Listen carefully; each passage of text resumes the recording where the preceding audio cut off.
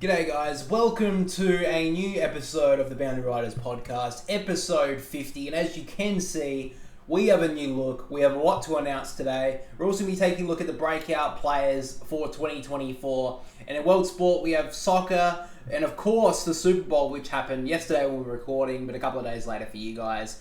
We're super excited to get into this episode, raising the bat for the first time, so let's roll the intro and get straight into it.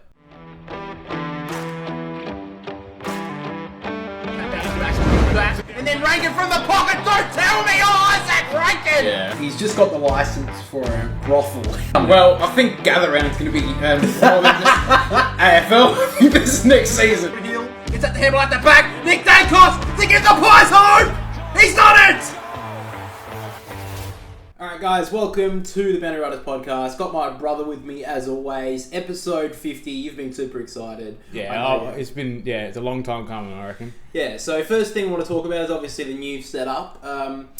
We'll probably be working on it in the next couple of months or so, but we kind of thought that sitting in front of a computer kind of looked a bit crappy or whatever, so we kind of wanted to liven things up a little bit with some AFL stuff. You brought your port stuff over. Yeah. So that's pretty good. We've got mics. Both of us have mics now, so hopefully you guys can hear us better. They're not the best mics. Mine's a little bit better, but still.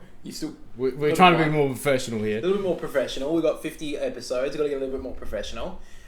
But let's get into the big announcement. The biggest one, I think, is the fact that we have started a new company, so to speak. Now, that may sound like a big word for a company, but what you may have noticed in this podcast, maybe the first thing your eyes were drawn to, were these couple of pictures in the background.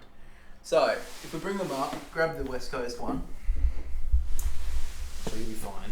Grab the back of it if you have to. Okay, so our new company here at Boundary Riders Industrial, let's call it that sounds pretty clean, is BR Designs. Now, you may have seen a few things being teased or shown on our Tik Tok and Instagram. Mostly about, well, what do we have? We had, over on TikTok and Instagram, we've been showing a lot of clips about AFL moments, and you may have noticed that we've released one for every single team so far. We've got a couple more to come. But what is that? That is actually promoting our new company called BR Designs. Now, lift it up. BR Designs is our new company where we have AFL designs for every single team.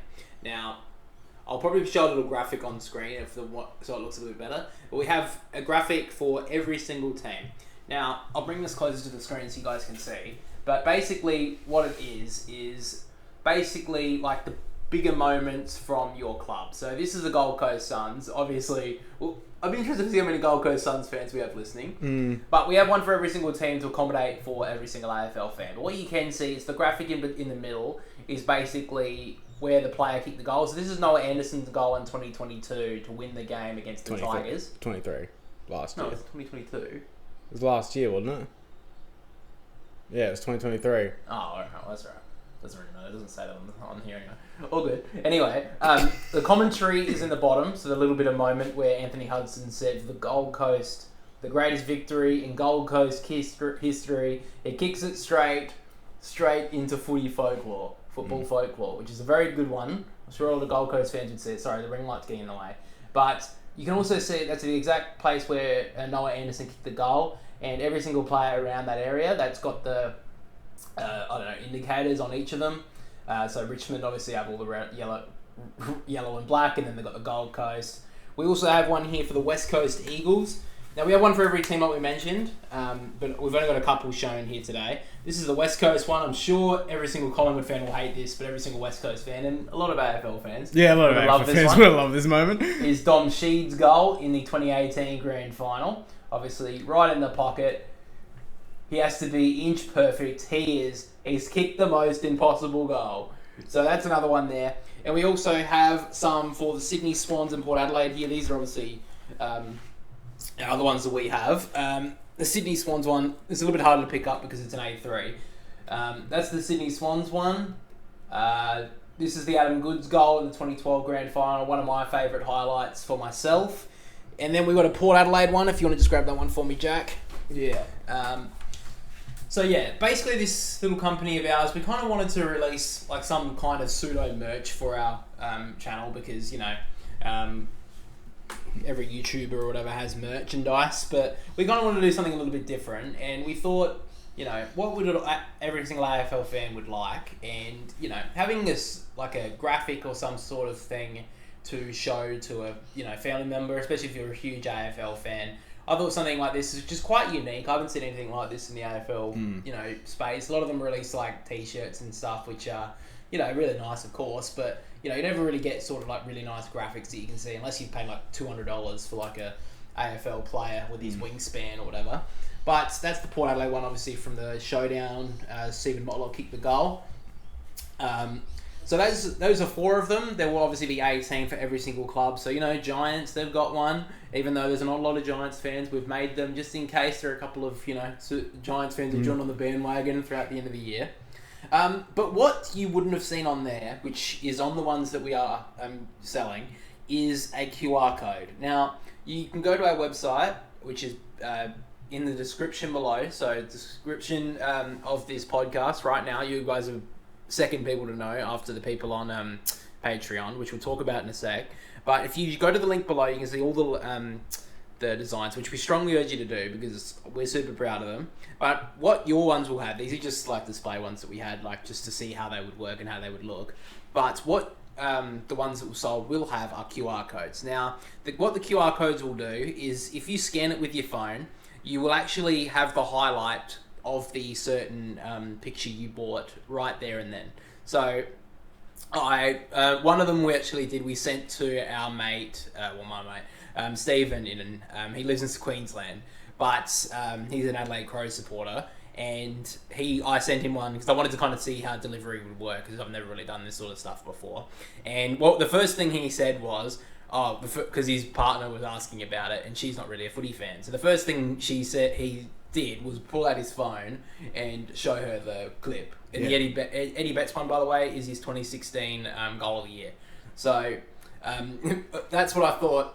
What would make these even better would be to put a little QR code so every single person who gets one of these has the clip that they can show to their mates, or even just to look at them themselves, just to remember that moment. Yeah. Just over again. So if you go to the website, which is linked down below right now, guys, go check out the shop. Even if you don't really want to buy one or you don't really have the money right now, just please go check out the website because we put a lot of effort into it. This has been in the works for at least 2 months now, I'd say. Yeah. 2 months, basically around episode 40 or so, episode 45, something like that. We were thinking, we want to release something that not only people who watch us can get, but, everyday AFL fans. You want to get something for your dad for Father's Day, you want to get something for your dad for his birthday, something for your mum if she's a huge AFL fan, your sister, your brother, anyone, you want to get a present for, or you want to get it for yourself. I think they look really cool. So, we kind of wanted to try and accommodate for every single footy fan out there, and we thought that this would be a really good way to do it. It's something that a lot of AFL teams don't really even sell. Not many people do that sort of stuff. They don't really sell these like prints. They sell a lot more like clothing and stuff, which, maybe in the future we'll start releasing sort of stuff on clothes and stuff. But we thought this would be a really cool idea. People would really enjoy it. And so also as well, because this is like the grand opening sale of our BR designs, we will have a discount code for the first week, which is founder. So if you, at the end, when you get to checkout, if you write the word founder, FOUNDER, all in capital letters at checkout, you will get 15% off your purchase for the first week. So for everyone who wants to get one of these, please go check out the website because I put a lot of great effort into this, and we're super proud of it. So we'd really like you guys to check it out. One question to you though. I do know you like the Port one. Which one is your favourite design other than that? It's a hard one actually. There's a couple good ones that I've always liked. The West Coast moment. Do you like the West Coast? I like the West Coast moment. Yeah, it's not even like I like the moments of them, but even like the colours popping out of them. My personal favourite is the Gold Coast one, which one I showed you a second ago. But also, I don't mind the Essendon one. That is the David Zaharakis goal in the 2009 Anzac Day game. Obviously, everyone remembers that. Yeah.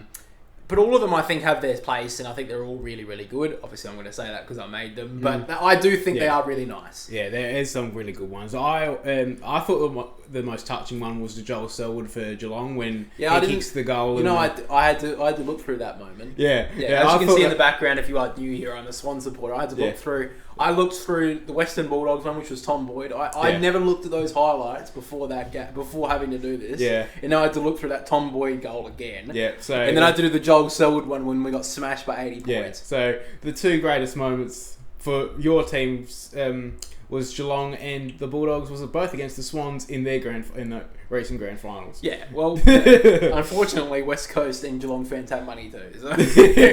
No, but we wanted to make something that was, really unique and, something that we would like, every single AFL fan could buy. And every single fan, not even if they're not like a part of this podcast as of yet, maybe they will be in the future, but, people can see this, they're like, oh, this looks really cool. I want to put this in my like gaming space or in my bedroom. Yeah. If you're a kid or if you're, your man cave or woman cave or whatever. Yeah. I thought that'd be a really cool idea. And also, what we'll be doing is, there's got 18 designs right now. This is only the start of this sort of stuff. We're really excited for the future of our BR Designs company business at the moment. So we're going to be making new designs, not just ones like this. We could make some more memories ones in the future. I think that one could be cool. But I think we're going to release some more unique designs as well. So we're probably going to try and plan to make new designs every 6 to 8 weeks, I would say. But yeah, I think that's really what we're looking at. And I will talk about the Patreon stuff in a second. Do you have anything you want to say about the BR designs and that sort of stuff? Oh, no, really? they're pretty good, but there's plenty more to come. I'll say that. Yeah, there's plenty more. We've got a lot of ideas, and now speaking of the things that are coming up, now we try to mention this at the end of the episode, but because I want to talk about some different perks that we have added to the Patreon since the announcement of BR Designs. Is the fact that we're going to have, if you don't know, we do have a Patreon. We do have a couple of perks at the moment. You get early access to the Boundary Riders videos. You get early access to the podcast a couple of days in advance for the podcast. There's 2 videos out right now on the Patreon that have not been released yet and have been sitting there for a couple of weeks now, I believe. We also have our Twinners podcast, which comes out early. That will be live streamed now. And we also have a couple of other things as well, like announcements and all that sort of stuff. Patreon got to learn that first. But the big thing now with BR Designs is we're going to have another bunch of exclusives for Patreon members as well. So the first big one is probably the fact that Patreon have their own exclusive discount code, and this will never be removed. So this is not like anyone on Patreon right now, if they joined up, would get 15% off of all merchandise, and that will be continuous. That's not going to end. So for all Patreon members, you'll always have 15% off. That's just, if you're going to support us a little bit extra, then you deserve to get that little bit of extra discount on the merchandise, this stuff that we sell. You'll also be able to give us feedback on the merchandise and also help us out with future designs. If you guys want to give us some ideas of what designs you would like to see, if you're a Crows supporter and you want to see something different related to the Adelaide Crows, and you let us know and we can take that into account. We may make it, we may not, but if you have a really good idea, then we'll definitely consider it. And we'll also be giving updates about these sort of things coming into the future, different sort of designs that we're going to be making. And if Patreon will be the first to know, and they'll always have the discount. They'll always have a discount on merchandise because they're going to do that extra sort of support. Then they deserve that extra bit of help out when they're at the checkout. But at the moment, if you use Founder, the discount code at checkout for the first week, you'll have 15% off. That's for everyone. And we'll have discounts and stuff going on into the future, different sort of sales, and new merchandise will be coming out in the future as well. I'm thinking the next thing we'd be making is not only just prints, but I think making sort of like mugs. I think that'd be pretty cool. Putting designs on mugs, because we drink coffee, as you probably notice a lot. Always grabbing for that mug when we're talking. That's what we're going to be focusing on. For videos aren't stopping. In fact, this year we're going to be pumping out a couple of videos a week. Podcast clips, live streams. I'm going to be focusing at least once a week, if not 2. Obviously I have a wife, so I can't do it every single day. Can't watch every single game, but we're going to be having the Boundary Riders medal the votes every single week. That's another thing as well.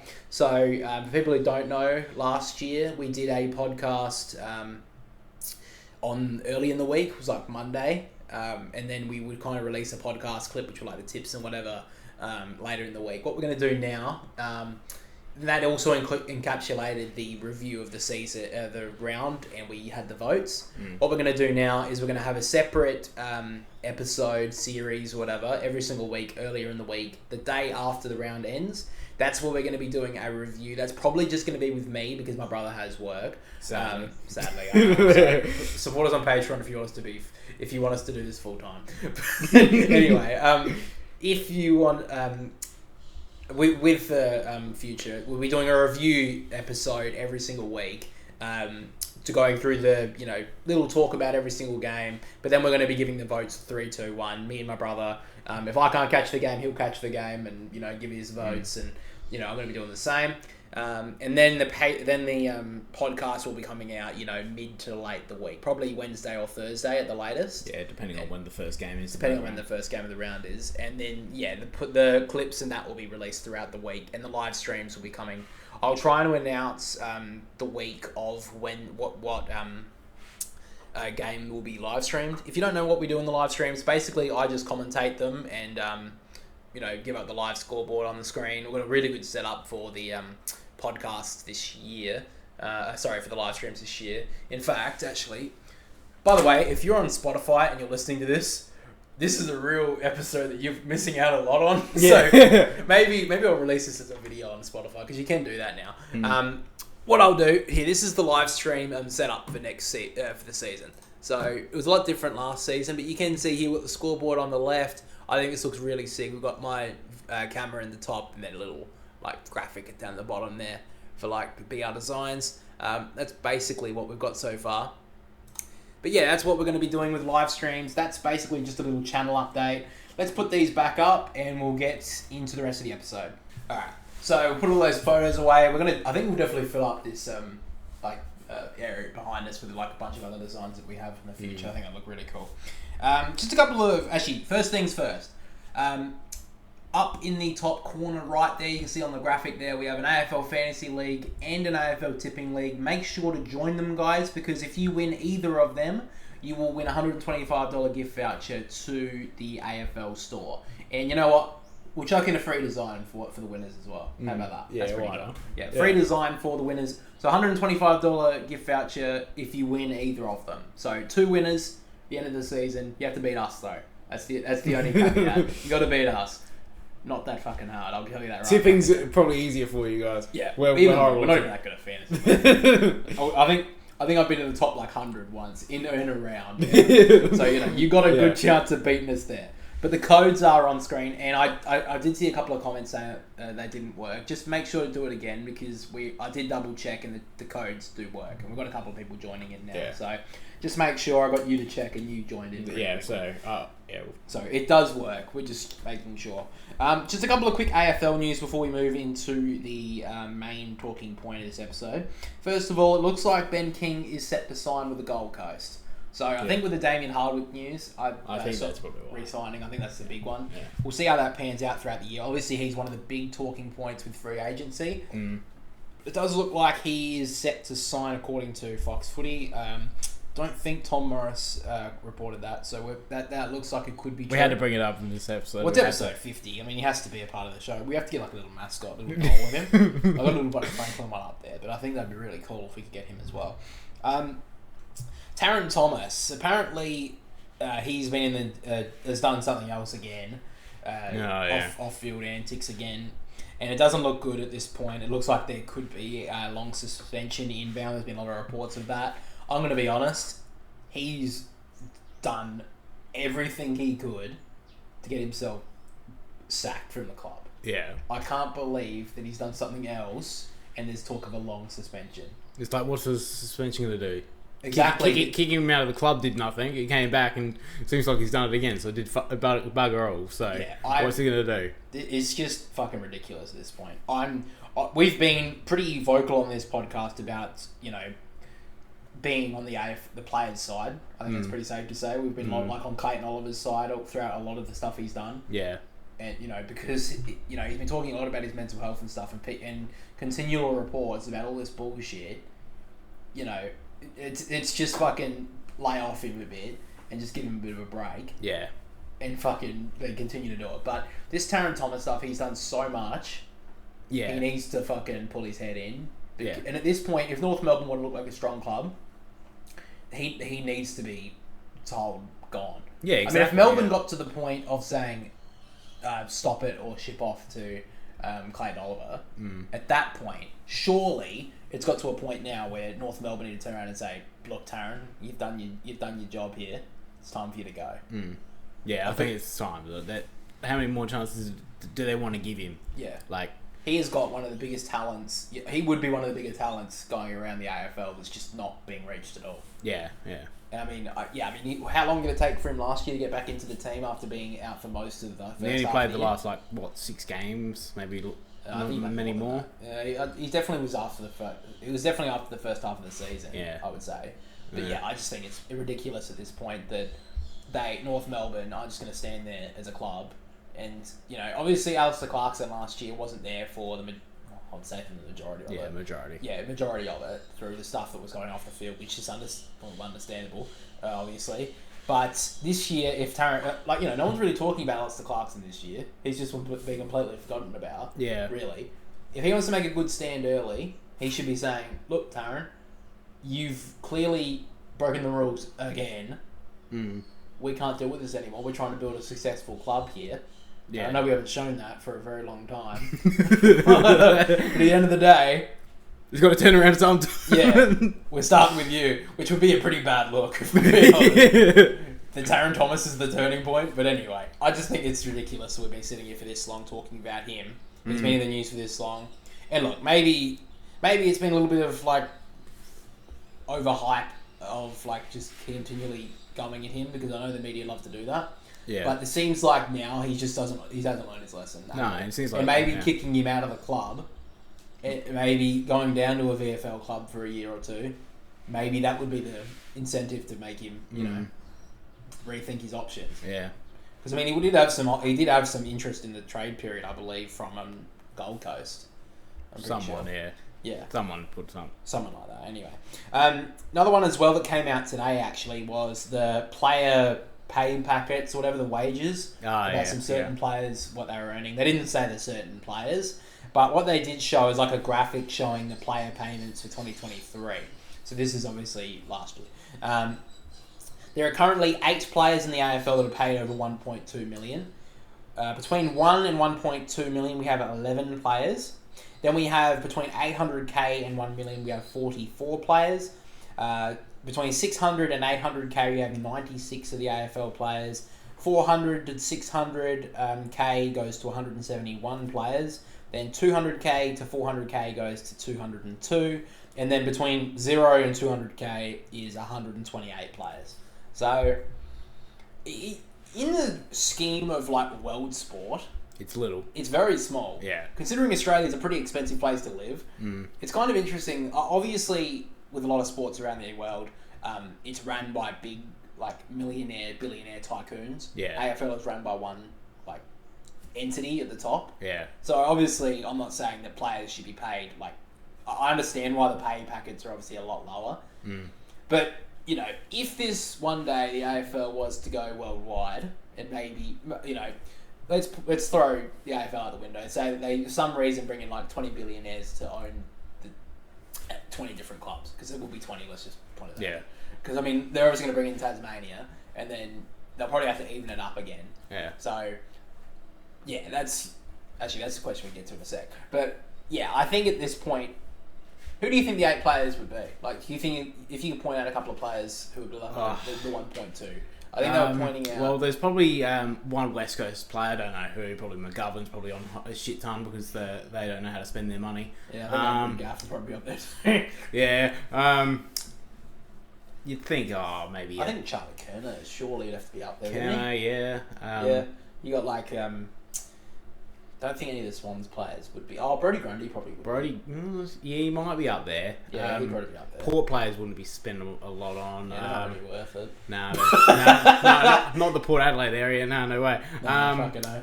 They don't live in Port... I bet you none of them live anywhere near they live Port all Adelaide. the way up on the other side of the city. Yeah, they're definitely living up in North Adelaide, Norwood, Yeah. Ooh. All the... Yeah. Yeah. Oh, It's hard to say who else would be. Like, you'd think Nick Dacos obviously would be on a low amount because he's still technically a third-year player. yeah. Like, you wouldn't think... Maybe Bracharaka or Clayton Oliver would be up there. The 1.2. Yeah, maybe Bontempelli. Yeah, you'd probably say Bontempelli would be up there. I wouldn't know who else, though. Toby Green, maybe. I think he was... Actually, I don't think he would, because I remember when he re-signed with the Giants a couple of years ago, he said he took a pay cut. Yeah, because he wanted to win a premiership with them. Oh, Jeremy Cameron probably up there. Yeah, there's a lot of players. Yeah. Yeah, there's the 8 players. I don't know exactly who they would be, but yeah, there was a lot of talk about it. Do you think the player wages should be made public? Oh well, it's like with the weight, like how much they weigh. It's like it's more interesting, to be honest, how much they're being paid, but it's like, well, yeah, I think don't know just if more scrutinised. yeah, I think it's. I mean, if my technically it's their job. If my job, I'm not telling you how much I earn, so I don't think they should. I don't think it should be. I mean, I understand like the speculation and that sort of stuff, but it's like with the weight. It's like you can tell if a player's overweight when they come back to pre-season. You can look at him and be like, he looks bigger than what he was. Yeah, no, and stuff like that. So, in my opinion, no, I don't think it should be brought up. At all. Yeah, I would say the same. And I'm surprised they didn't do that when they brought out the weight ban on it. Like, why didn't they do the same thing? Yeah. But I guess it gives the journos something to talk about. Yeah, well, speaking of that, good little segue there. Last week, the Swans did announce that Cal Mills would be the sole captain of the Swans. Idiots. You saw that? Oh, fucking idiots. Yeah. What do you mean, idiots? What did you see over the postseason? Yeah, unbelievable. No, you're clearly joking. Fuck me. Anyway, someone who had that same sort of thought but was actually serious is not Tom Morris, Damien Barret. Now, I've been a bit up and down on Damien Barret in the past. I don't really mind his sort of stuff, but this just... Now, look, I know there could be a Swans bias here. I know people can say that. But you're fucking wrong, okay? This is fucking stupid. I would have the same opinion about any other player in the AFL, any other team. Yeah, okay? yeah. Because this has nothing to do with off-field antics like breaking the law, doing anything like that. This has nothing to do with that. Even when I think Toby Green got the captaincy at the GWS, I think I said that was a good idea. Even though he's had a lot of stuff on the field where he's done wrong, clearly it's shown that it was a good decision based on how they had a good year last year. I mean, they made the prelim, for Christ's sakes. Anyway, Damien Barret, there was a couple of journalists when it originally happened. If you don't know, Cal Mills got injured on Mad Monday in 2023 last year. A player, Jacob Constantly, sorry, I don't know his exact name. He was a rookie player for the Swans. Yes, who cares? No. he was a top draftee in 2022. But anyway, or 2023, one of the years. Anyway, he tackled Cal Mills on Mad Monday or something. They were roughing around, a little bit of roughhousing, whatever. A little bit of having fun with the boys. Probably had a few drinks in and hurt Cal Mills' shoulder. He had to go on for surgery and he's going to miss the start of the season. Journos came out and said, I can't believe this. Cal Mills has got to lose his captaincy for this. It's all his fault. He's a fucking idiot. Fuck him. All this sort of stuff. Everyone else around in the comment section is saying, shut up, bro. You had no friends as a kid. You never went to a party. You're a fucking loser. Every single person, journo, was saying this sort of bullshit. Well, not every single journo. Kane Corns and Damien Barret were the front runners. The front runners. And every single person under the comment section of all these posts was saying, bro, did you ever have friends in high school, you fucking loser? I bet you were the ones who were sitting there dobbing on them as kids. Anyway, the Sydney Swans announced Cal Mills as their sole captain. So basically going fuck you, all the bloody journalists out there. We're not listening to you. Yeah. We obviously had to talk to Cal Mills and we're pretty disappointed in the fact that happened. More disappointed that he won't be there for the start of the season more than anything else. Yeah. But anyway, Damien Barret still has to fucking sit on this high horse. Still has to sit here and have a whinge about it. And I love at the moment here how some journalist on the AFL website couldn't even put his name to the fucking article because he's that much of a fucking pussy. He just went, by staff writers. Oh, you don't even want to write your fucking name on the article you fucking wrote, you stupid bastard. Anyway, AFL.com.au's chief football correspondent #wanker in Damien Barret says he cannot reconcile Sydney's decision to elevate Cal Mills to the club's sole captaincy as the midfielder's self-inflicted shoulder injury caused him to miss the first half of the season. Now, it doesn't look like he's going to miss the first half of the season, but he's going to miss, at least 6 weeks. He's taking the first week. Mills has shared the captaincy with Parker and Dane Rampy for the past 2 seasons, and it was announced on Tuesday last week that he will be the sole captain in 2024. 4 months after the Swans said they were extremely disappointed in the 26-year-old's Mad Monday wrestling incident that led him to require surgery on his shoulder. The injury means that Mills will miss up to 12 weeks of the new season. The Swans expected to rotate the captaincy among their leadership until he is ready to return. So his exact quote was, I was surprised, and I was surprised, and the surprise goes back to the act itself, which I still don't think he's properly explained, nor has the club. Nor do they have to. What do you mean they didn't explain it? They said a player tackled him, wrestling with another player in the Mad Monday incident, and he got a shoulder injury and needed surgery. What else does he need to say? Seriously, what does he need to say? Does he need to say the exact motion, what happened, the exact time, how many drinks were they in? Get fucked. It's not a police report. Exactly. It's a fucking couple of guys having I bet you there's a lot of mad people on Mad Mondays for any sport around the fucking... especially around the country. I won't say around the world, but probably the same. That people would fucking be roughhousing, playing around, doing fucking worse than what these guys Imagine the stuff that would be happening in country football. Like, I reckon that would be happening on a Mad Monday in a country. Exactly. I bet you there'd be a lot of people who could let us know what they were fucking doing on Mad seriously, Monday. It just, Yeah, and he continues to say how one of their very best players and the man they have identified as the standout leader of the club can get himself into a situation with effectively a rookie-listed player, a wrestling situation, and to the point where his own shoulder pops out. He's going to be blah blah blah blah blah. The standalone captain. The Swans' decision to make though, not mine. That's just my opinion from the outside looking in. Yeah, you're the only one having that fucking opinion because you're a fucking loser. What a fucking joke. Oh, the point they had to wrestle and it got to a point where he fucking hurt his shoulder and it popped out. You know what could have happened? They could have had a little touch or something. He could have landed on his ankle wrong and fell over. Anything could have happened. And to the point that they're like, they have to explain every single fucking detail. Like you said, like it was a police report.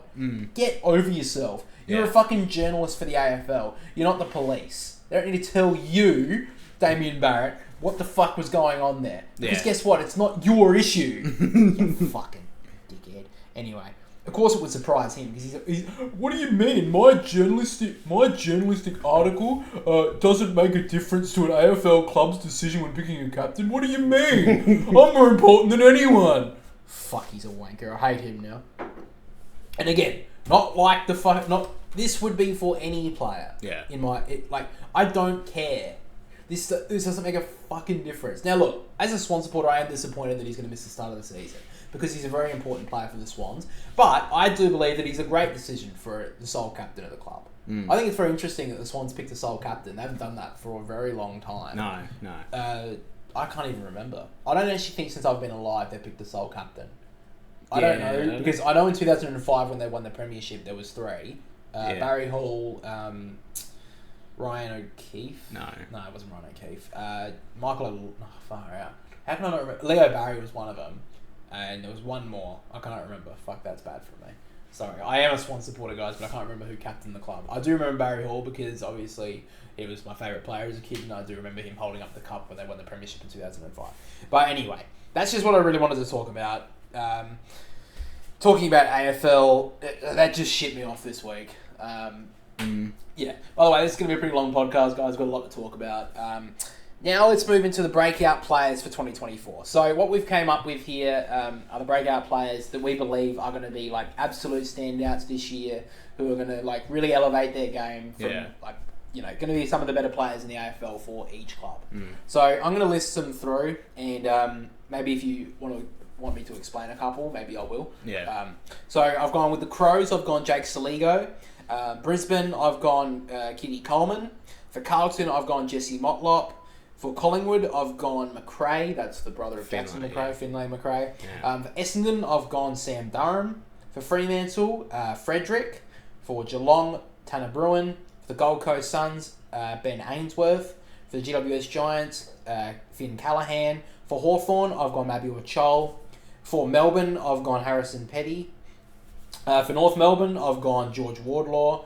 For Port Adelaide, I've gone Josh Sin. For Richmond, I've gone Jack Graham. For St Kilda, I've gone Marcus Winhager. For the Swans, I've gone new recruit James Jordan. For West Coast, I've gone Ruben Jinby. And for the Western Bulldogs, I've gone Darcy. So Yeah. I do want to explain James Jordan first, because that could be a bit surprising for some of you who haven't really been watching the Swans. I have been a little bit more, obviously. I think this guy is a really underrated talent from the Melbourne Demons. Obviously, we picked him up in the trade period. Free agency. I don't think that he's was used at his full potential at the Demons. I think that's pretty safe to say. Yeah, he was. He was always used as a sub. People are saying that he's going to join the Swans this year and he's going to be their sub. I don't think that's the case. I think he's a real integral part of this build this year. So I think he's going to be playing off that wing role. Sydney don't really have the wingmen that, some of the top clubs do have. Like Collingwood last year obviously had Dacos. Josh Dacos is one of the best wingmen in the comp, and obviously was All-Australian for it. We saw in the grand final, Oleg Markov had a really good game. Yeah. So, wingmen are very important. Looking at Melbourne as well, you got Lockie Hunter and Ed Langdon. Yeah, obviously they're really integral to them. You got Hugh McCluggage for the Brisbane Lions, who's like a really good wingman for them. You think of the top clubs, you think of the really good wingmen there. And Sydney don't really have that. They have Justin McInerney, but even he was in and out of the team last year. We had Dylan Stevens, who obviously got traded to North Melbourne. I think that James Jordan's going to have a massive year for the Swans. I think that Sydney they lack that midfield depth, which I think he can go through there, but also he's a really good runner, and Sydney can use that through the wing. So that's really the main reason why I think he's going to have a massive year. Is there anyone else who you want me to explain? Josh Sin for Port Adelaide. He just could never get into the team. Well, there's been a lot of talk about him playing at halfback this year. There's been a lot of talk that he's definitely elevated his game in the pre-season. He was a very high draftee when he got first picked up. So I think the Port Adelaide, with the introduction of Radikalia, Zerk Thatcher, Mackenzie's obviously going to be back there with Alira. I think they're going to have to improve a little bit on their field kicking with their halfbacks. Yeah, Xavier Dersma going out of the team now kind of moves Bergman up to the wing. So I think that Sin will probably get a go. And I think the Port Adelaide, I think he's definitely going to have a good year for him. That's kind of the reasoning behind it. Obviously, this could definitely be wrong looking into at the end of the year. If he doesn't get a game, he gets delisted, and then we're all over. Yeah. But anyway, anyone else you want me to take a talk about? Not really. We've got I think I've got the same for West Coast in Ruben Jinby. I think it's a big season for him. If he didn't get injured late in the year, he was up there with one of the breakout stars of last season. And he could have been talked about for a potential rising star. He could have won it. I mean, closely. Sheezel was always going to get. He could have got the silver medal. He would have been close. He would have been close, and he was in the discussion for most of the season, but in the top three most of the season. Who, Jinby? Yeah, well, top five. Sorry, top five. Right, maybe top five. Yeah. Actually, one more I will talk. One more I will talk about maybe is Harrison Petty, because that may sound a bit weird because he's been there for quite a while. I'm going to say this because I think that he's going to have a massive year up forward. Well, he's going to have to. He's going to have to. I agree with that. But we saw towards the end of the year before he got injured that he was being the difference for Melbourne up forward. I think he could have a 50-goal year. I know that may seem a bit big for a guy, but I think the fact that Bailey Fritsch has had a 50-goal year in the past and no support around him. Exactly. I think he could have a 50-goal year. So as long as he stays fit, I think he's a real chance. Yeah. Also, I said Mabior Chol. I think if he has a good run at it, we saw it at the Gold Coast a couple of years ago. He could have a good run at it. Well, I said I think he could be recruited of the season. At the end of the year. So he could be. If he gets up to his potential, he could have a breakout year, 50-goal plus, and he could be that sort of player. Yeah, I mean, I'm giving it to you. I said it here first. Exactly. So I'm sorry. Anyway, all right, let's get into your breakout players. So we'll go. All right. So with the Crows, I've went Riley Filthorpe. Brisbane, I've went Jasper Fletcher. Collingwood, Finlay McRae. Carlton, Matt Owies. Essendon, Nick Cox. Fremantle, Jeremy Sharp. Gold Coast, Mac Andrew. GWS, Aaron Cadman. Geelong, Brendan Parfitt. Hawthorn, Josh Ward. North Melbourne, Will Phillips. Melbourne, Tom Sparrow. Richmond, I've went with Jack Ross. Port Adelaide, I've went with Kane Farrell. St Kilda, Ryan Burns. Sydney, Angus Sheldrick. West Coast, Ruben Jimby. And Western Bulldogs, Sam Darcy. Okay. I think a lot of them are pretty good. What was the one? I think it was Geelong. Was it Geelong? Parfitt. Yeah, that one. That one's the one that shook me. Okay, so give me the reason why. I think Parfitt. I think looking at that midfield, that they don't have a lot of youth going through there at the moment. Patrick Dangerfield did come out sometime during the last couple of weeks and said that he's going to have a breakout year for Geelong, and I think he will, because he needs to show up. He's not really locked in that position ever at Geelong. It's his perfect time to do it with the aging list that they have. I think it's perfect for him, and I think he can have that breakout year.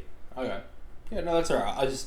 Brandon Parfitt would seem like a bit of a weird one. But no, I can kind of see that, and I think that he does give them something a little bit different. To be honest, I didn't see him much last year, though. So no. let's see how he goes. Yeah. The one I want to talk about is Sparrow for Melbourne. I think he's definitely up there. I think with the fact that James Harmes did go to the Bulldogs, James Jordan went to Sydney. There's a spot there for him in the midfield, and the fact is with Oliver and all those problems at the moment with him and. By the way, they did say today that Oliver did return to his first training session of the year. But he did. Yeah. They did say well, still with all that scrutiny and all that sort of stuff, with those two departures that I just mentioned, there's a spot there for him. And Tom Sparrow has been around it the last couple of seasons, and I think it's his time that he can shine. Yeah. For him, and they got to stop relying on the midfield and Max Gawn.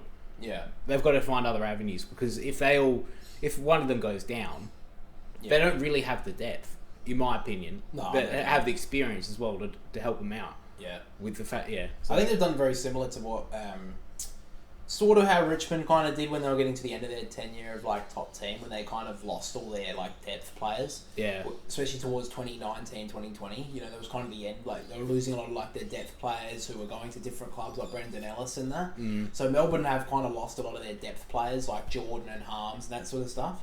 So Melbourne, they got to kind of prove this year. We kind of saw when we talked about our ladder predictions, you kind of predicted them to drop quite considerably. Yeah. So, did you see a couple of comments talking about you picking Carlton for 21-2? Yeah. They were very impressed. Hey. Which I thought was very funny. I think a lot of people thought that may have just been my predictions because we look very similar. So that was very interesting. But I don't mind the prediction of Tom Sparrow. I think that I agree with you, but I think he's definitely up there for a potential, a rocket year, a breakout year for him. Yeah. Because, I think also another thing as well is Petrarca proved last year when he played forward that they kind of needed that forward option. Yeah. And I still think he's better a midfielder. I think they need him in the midfield. I think if they're going to, rise to the top and potentially, they're still in the premiership window, even though maybe some people would say no. But I think he needs to be in the midfield. But if he can pinch him forward, I think that's definitely something they can look at. Yeah, I think so. Yeah, exactly. The one last one I want to talk about is Mac Andrew for Gold Coast. I think that he did slot himself into that team for last season. But I think another pre-season to him at the Gold Coast under Damien Hardwick's new game plan, whatever you want to call it, I think he can shine, and I think he can play as that intercept role that Aaliyah does play for Port Adelaide. He will go back to Aaliyah. But so Mac Andrew, we've seen him do some things, but I think he could have a breakout year for the Gold Coast. Yeah, I think we've seen the potential of Mac Andrew. A lot of you guys may not know a lot about Mac Andrew because a lot of people probably don't watch a lot of Gold Coast games. Yeah. Actually, by the design up here. Maybe you guys know about that. That was bad. But Mac Andrew, I think that he did have a lot of off-field issues earlier on in his career, but he definitely came to the fore throughout the middle to end last year. Very good field kick as well, which is always very good, and has that sort of I don't know. He's obviously a very lanky guy, but if he can build another a year into his body, just grow a little bit more strength in there. Yeah, he can still have that lengthiness of him. that sort of a Lear role where he just glides across. But if he builds an extra bit of strength to hold himself against the bigger opponents, I think he can have a really big breakout year for the Gold Coast. And I think there's a couple, and I think it just gives the license for Collins and Ballard, and I think Powell will probably be back by then. Yeah, I think it just gives them the extra license to, we don't have to play that intercept as well as on our opponents if McAndrew can develop. Yeah. They've also got a couple of players building down there, like Joel Jeffrey played a little bit in the back half towards the end of the year, and he played pretty decently. So that could be another option. I can't believe they signed him for 4 years. Still can't. Yeah, I don't know about that. But anyway, I think that's definitely another option as well. You got anything else that you want to add? No, Not really? Alright. So if you guys have any other ideas, other players that you believe will be having a breakout year, or you think that maybe we're wrong about a couple, I know a lot of people love to tell us that. Yeah. I don't mind that. If other people have different opinions, that's totally fine. But if you do have a different opinion, let us know down in the comment section below who you think's going to have a breakout year for your club. But let's work into World Sport for the 50th episode. Glenn Maxwell did well. 120 odd. Oh, yeah, 55. Yeah. Let's move on to soccer. Not a lot. Let's be honest. There's not fucking lots to talk about. One of the most interesting news to move about soccer or world football this week was blue cards. Yeah. Stupid idea. I think everyone said that. Ange Postecoglou said absolutely stupid idea. Yeah. And we always listen to Ange. He's Australian. Yeah. Mate, it's just stupid. Love him. Anyway, he made a good point about it though. He didn't just say it was stupid like we like to do. He brought up the point of like every other sport around the world wants to make their game faster. Yeah.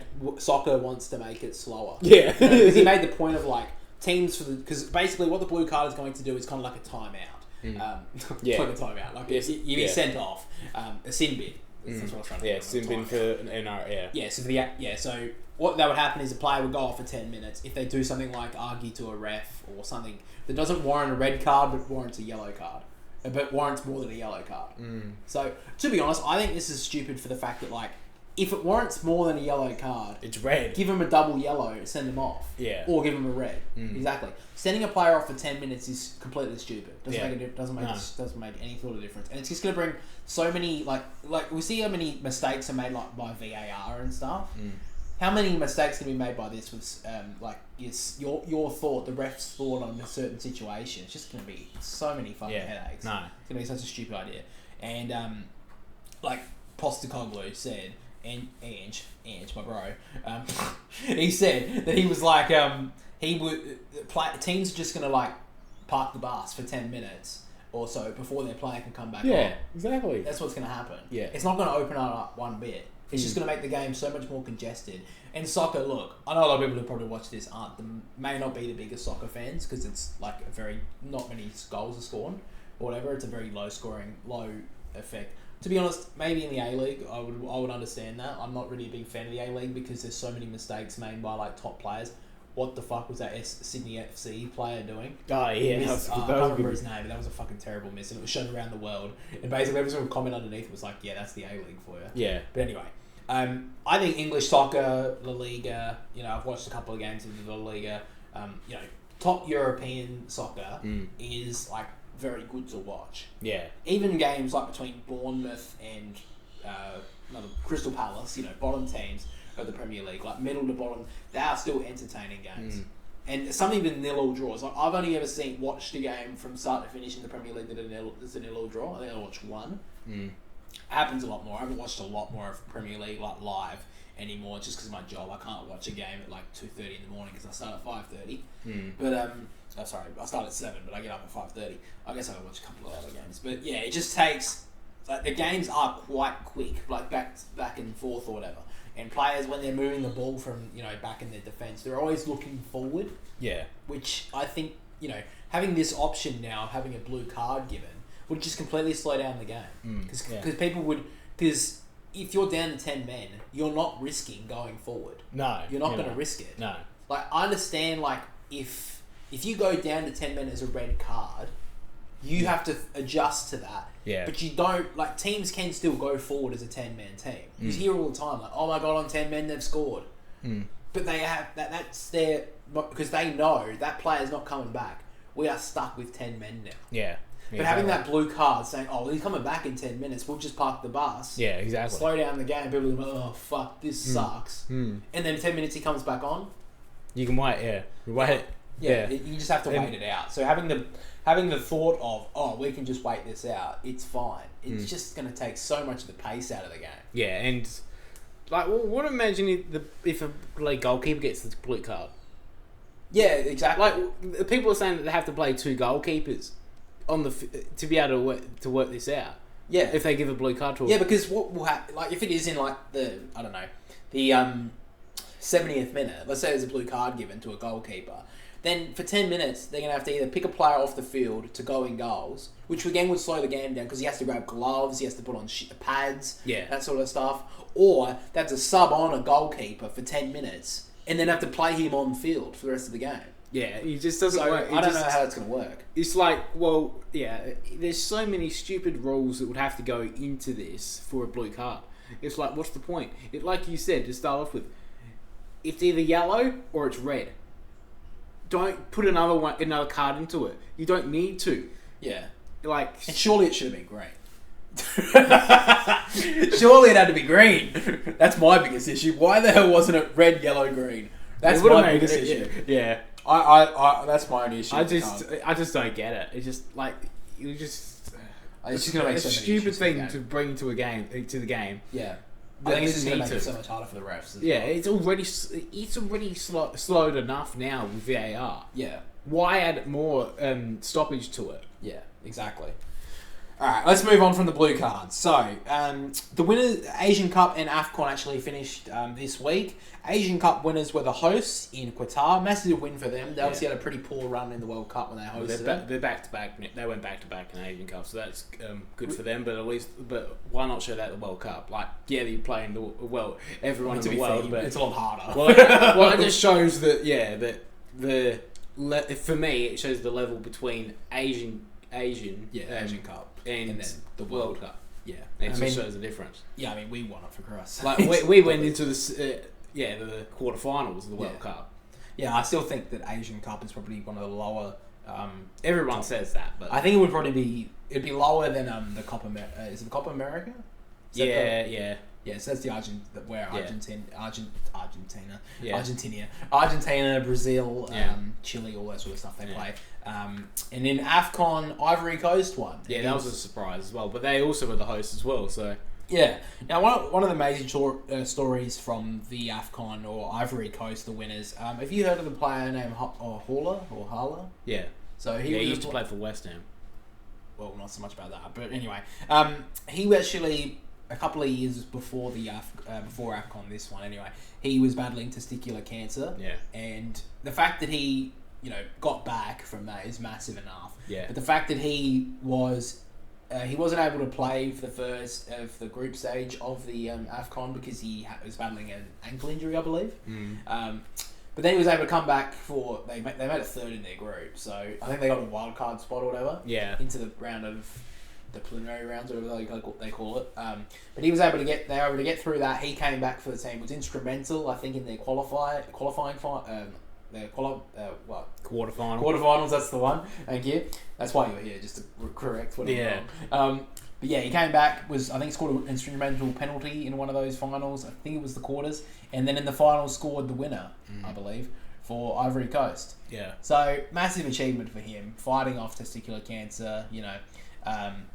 I think he wore boots throughout the whole tournament that had fuck cancer on it. Massive performance from him. He's had a good season for Borussia Dortmund. Currently plays for them, so it's really good to see. And just kudos to him because he was one of the major performers for the Ivory Coast. Cote d'Ivoire. I don't know how to say their French name. I'm sorry, but yeah, on home soil they did well to win it, and yeah, he was one of the instrumental performers for them. Let's move to the Premier League first, and I wanted to take a look at this interesting statistic about most goals conceded by Premier League clubs.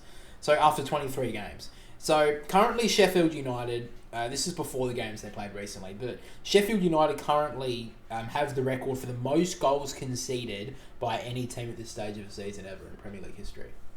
They have conceded 59 goals. Yeah. Barnsley, before that, had the record with 57. West Brom had 54 goals. Swansea had 52, and then Fulham had 51. Those are obviously different years apart.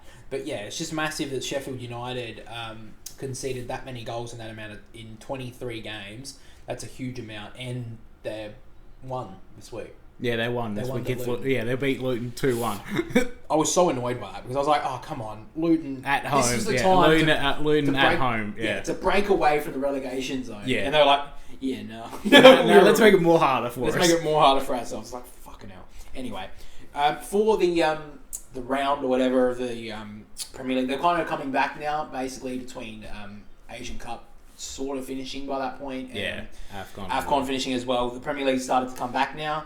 So throughout this week, we've had Fulham win 3-1 against Bournemouth. Liverpool win 3-1 against Burnley. Wasn't the best performance, but they got the win. They got it. That's all they need. Sheffield United won 3-1 against Luton. Tottenham won 2-1 against Brighton. Brentford won 2-0 against Wolverhampton. Newcastle won 3-2 against Nottingham Forest in a massive game. That was really good to watch. Arsenal smashed West Ham 6-0 away from home. That was a massive win. Yeah. Did your mate message it on that? No. You should have though. Manchester United won 2-1 against Aston Villa. That was a big win for them away from home because Aston Villa usually have a good record there. And Chelsea won this morning against Crystal Palace 3-1. Yippee. They beat Crystal Palace. Next week they'll lose to someone they should be. Yeah, exactly. Anyway, looking at the Premier League table right now, Liverpool are still on top with a game in hand on Manchester City. They lead 54. City and Arsenal are on 52 points. City still have one game to play. Tottenham are sitting in fourth spot with 47 points. Aston Villa are currently sitting in the Europa League spot in fifth. They have got 46. And in the Conference League, Manchester United have 41 points. I believe that's all for now. For teams in the leagues. Newcastle are 5 points behind Manchester United in 7th spot. Chelsea are in 10th. Yippee. At least in the top half. Yeah, wow, how epic. Further away from relegation. How epic. Anyway, I wanted to take a look at the relegation battle. So, at the moment, Crystal Palace with that loss, they're in 15th. They're on 24 points. They are 5 points out of relegation. So, look, at the moment, I'm saying they're fine, but... I'm still convinced that they're the one team that will drop. If any other team was going to drop, it's going to be Crystal Palace. Other than Luton. Is that what you're saying? Other than Luton or other than Luton and Everton? Yeah, at the moment. Well, Nottingham Forest are in 16th spot. They've got 21 points. 2 points out of relegation. Luton Town are on 20 points. I can't believe they didn't beat Sheffield United. I would have banked that. Talk about the NFL betting in a minute. But I would have put almost as amount of money that fucking a couple of them put on fucking bets. Because it was fucking ridiculous. I can't believe they lost to them at home as well. Fucking hell. That would have actually put them 4 points out of relegation. Yeah. No one would have thought that at the start of the year. Everyone was thinking they were going to finish bottom of the table. But they had a huge opportunity and they fucking bundled. They stuffed it. Anyway, Everton with their loss to City. That was the other game. City won 2-0 against Everton. What a shocker. Anyway, Everton are 19 points, 1 point inside the relegation spot. Burnley are on 13 points, and so is Sheffield United. Sheffield United came equal bottom now with that win against Luton Town. At this point, they're both basically gone. Yeah. They're only 7 points out of the relegation zone, but I would be very surprised if one of those two teams make a statement and even get close out of that relegation spot right now. Yeah. So that's basically the Premier League stuff I wanted to take a look at. I think that Luton Town, if anyone's not I think everyone's second team right now is Luton. Everyone wants them to survive, except for maybe Everton. At this point, I think I've seen there's a YouTuber I watch that does soccer, and he's a Burnley fan, and even he's like, at this point, I know we're going down. But I want Luton Town to survive. What are their next 5 games, actually thinking about it? They do have Manchester City in the FA Cup next. That's fucking rough. That is rough. I don't want to be playing City. That's just basically damning yourself to the bottom. But yeah, I'm just trying to look for the Luton Town fixture going forward for the next 5 games. So, the next 5 games in the Premier League, they have Manchester United, Liverpool, Aston Villa. Jesus Christ, that is a tough 3 games. They're not winning any of them. And they've got Crystal Palace and Bournemouth, and then Nottingham the next 3 games. So those 3 games after So you'd want them to. For them, they'd at least want at least 2 points from the next 3 games if they're lucky. They want 2 points. I would say that they would want at least. I think 1 they'd be happy with at this point. Playing against the top 2 teams and then Manchester United, 1 point.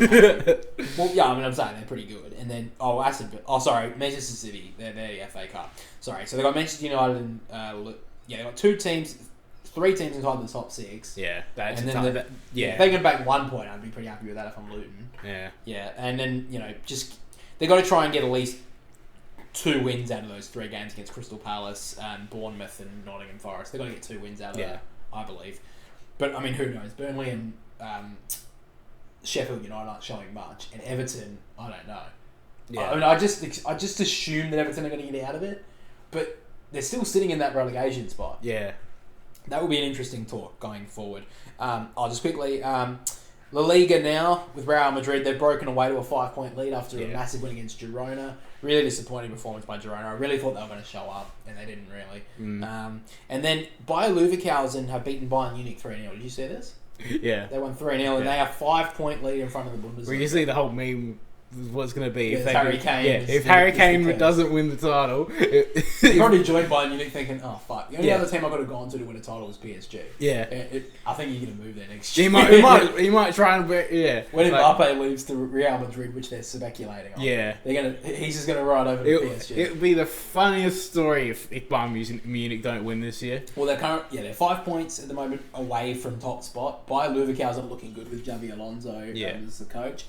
Do you think you'd become the Liverpool manager if he wins? What did you hear in Australia? What was hit on the radio? What? There's a secret source that says that Ange Postecoglou is going to get the job at Liverpool. I don't want it to happen.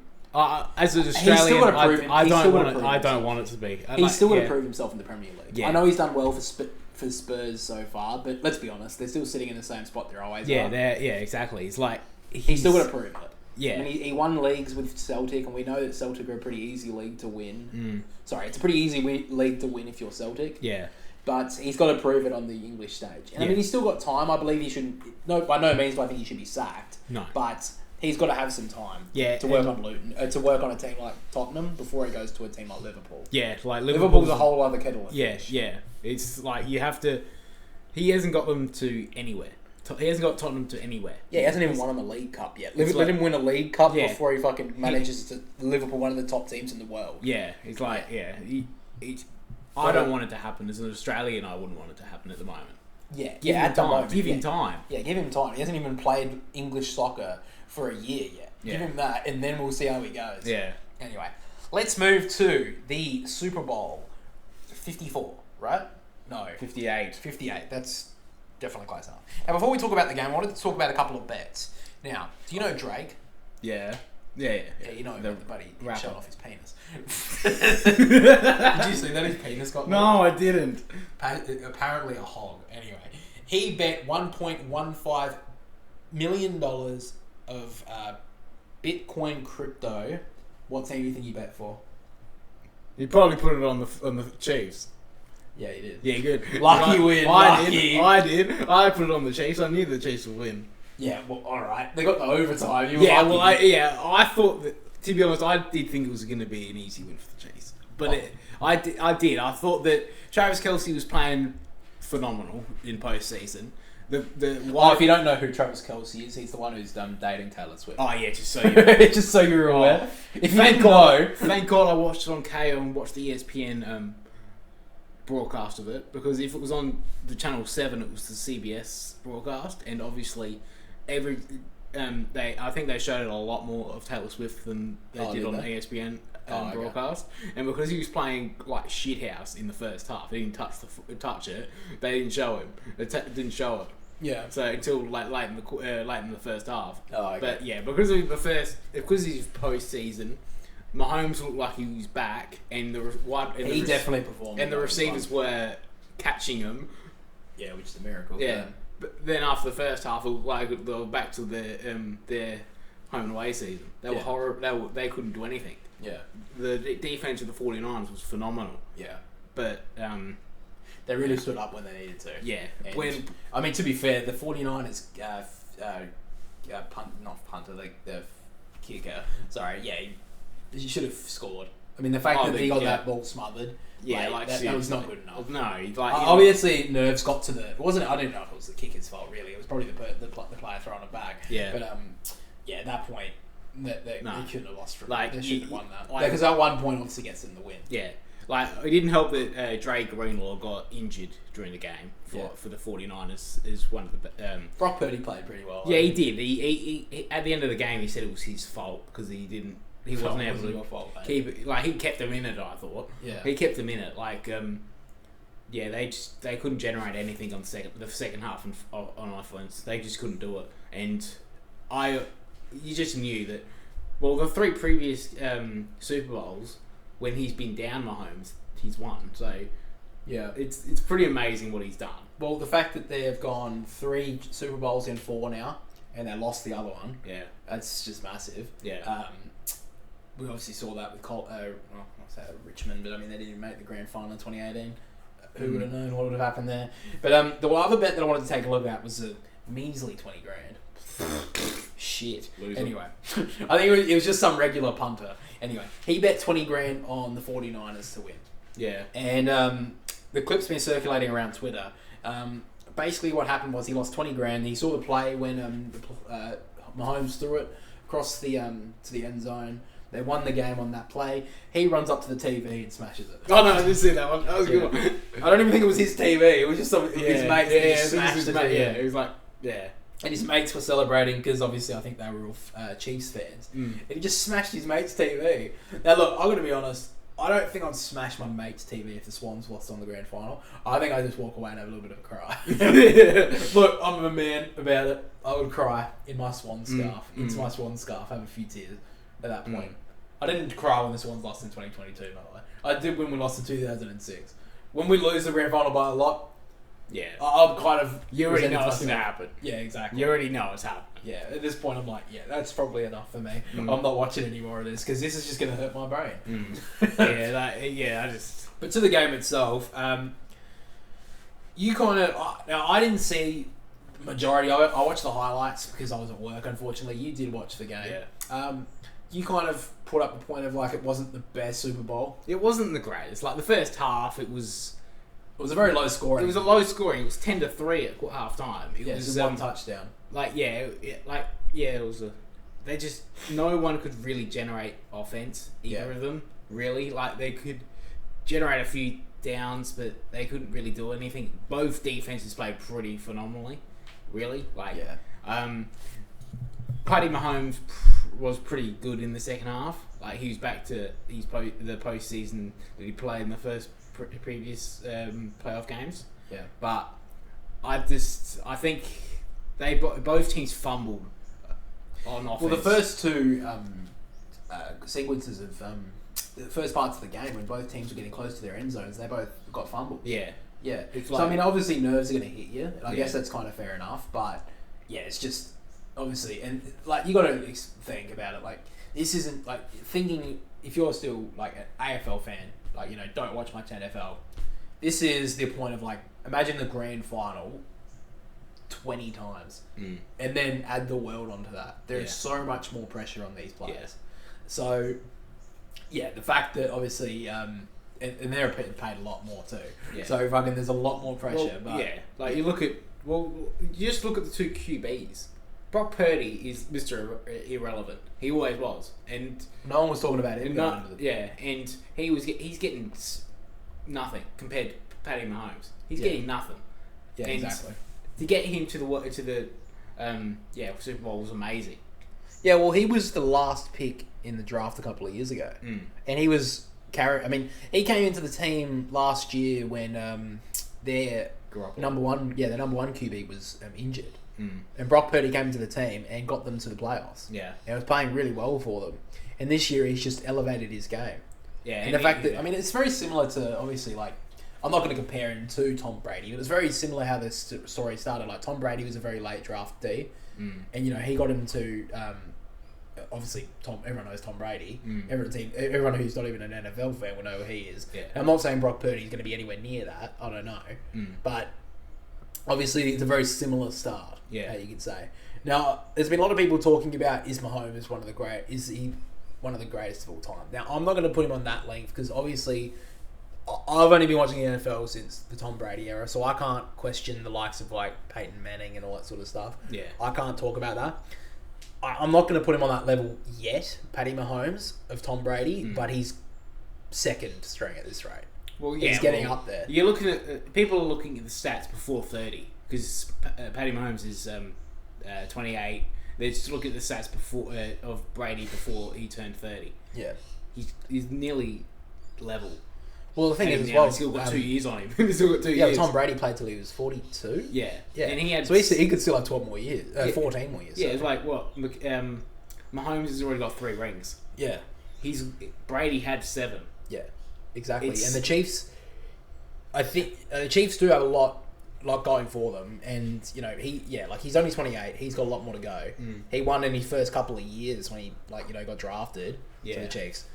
He's got a lot to come. Yeah, the Chiefs too already have won 3 with him.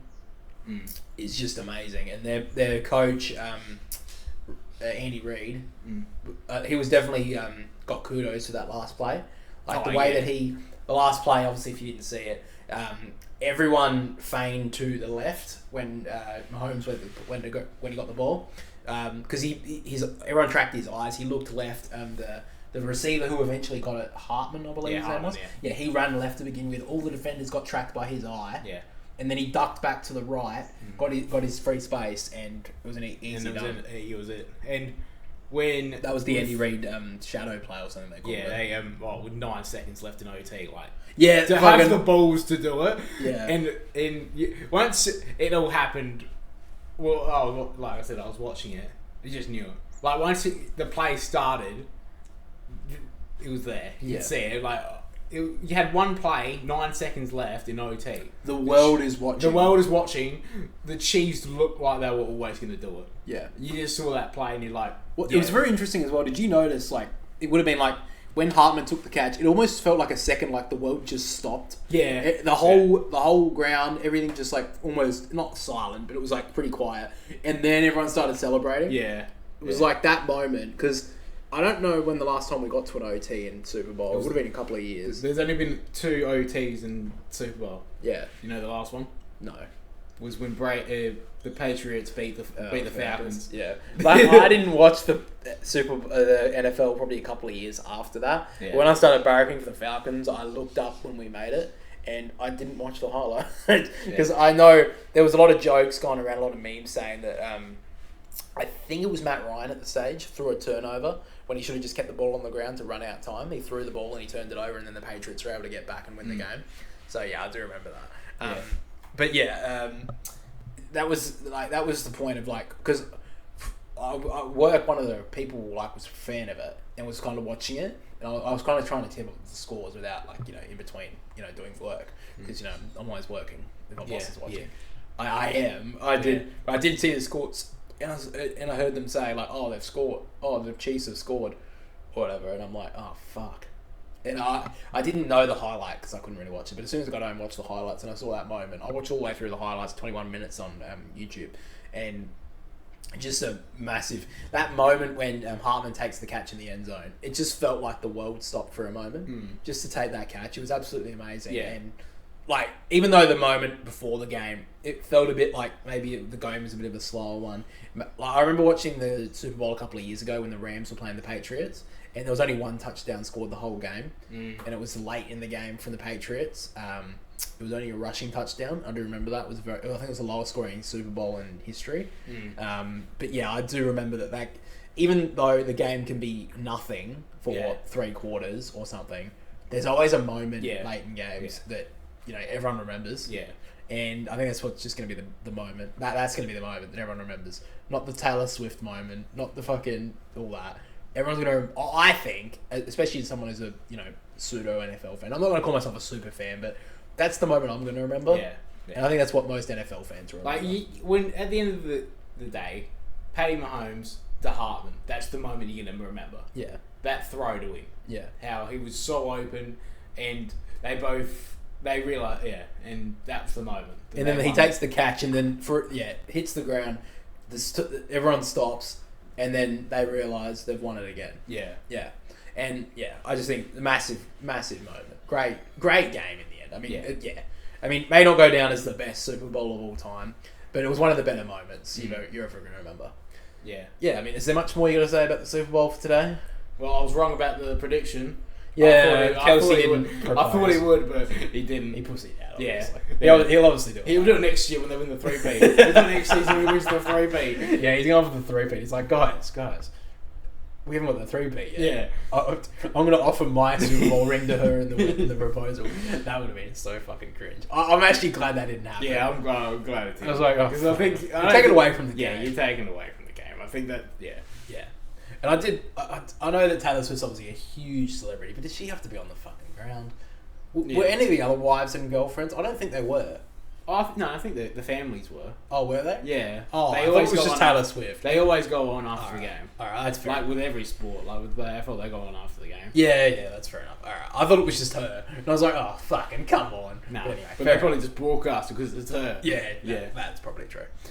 Alrighty, guys, that's basically all we've got for 50th episode of the Boundary Riders podcast. Thank you for watching, listening. If you are listening on Spotify, make sure to leave us 5 stars and follow us over on Spotify as well to be notified on every episode. Sorry, this has been a very visual episode for you. I will try and upload the video version on Spotify. If not, just come have a look at the version on YouTube. Like and subscribe on YouTube if you did enjoy today's episode of the podcast. And of course, for the first time, I will save it. If you are in the market for some beautiful AFL designs, footy designs, head over to BR Designs, link in the description, code FOUNDER, FOUNDER, all capital letters, for 15% off your purchase. I think I nailed it for the first time. What do you think? Yeah, it was beautiful. Yeah. So just even if you don't want to buy one just yet, if you don't have the money for it, or you're just not in the market for a design like that, please go have a look at them because we are super proud. We're going to be building some in the future. But thank you for listening, watching, and we will catch you all next week. See you later, guys.